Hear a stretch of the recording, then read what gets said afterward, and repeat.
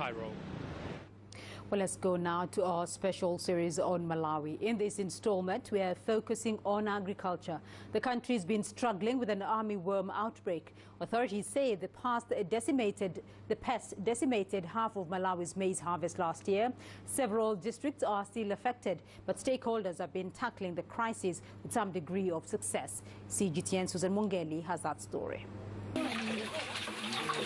There's a saying here in Malawi: you haven't eaten food until you've had nsima. It's a local dish of maize flour and water. But it's been scarce here of late. In the past, I used to harvest 50 bags of maize, but when the fall armyworm came 2 years ago, it was reduced to barely 5 bags. It was devastating. The outbreak was first reported late in 2016. Veronica says she's never seen anything like it. This past season, the figures went as high as 382,000 hectares, affecting more than 1 million, farming families. In the Chikawa district, more than 10,000 hectares have been affected. But authorities have been taking action. We procured pheromone traps because, as you know, farming, if you want to have a successful control program, you need to scout for the pests.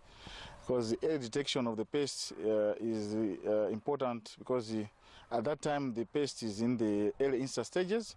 So control measures like chemical control are very effective at that stage.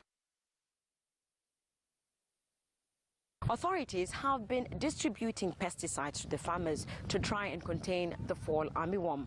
But research indicates that the worms have become resistant, potentially a far larger problem than previously thought.